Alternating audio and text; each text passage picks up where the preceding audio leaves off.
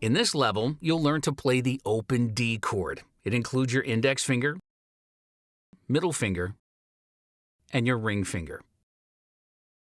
To grab this chord, you put your index finger on the 2nd fret of the G string, your middle finger on the 2nd fret of the high E string,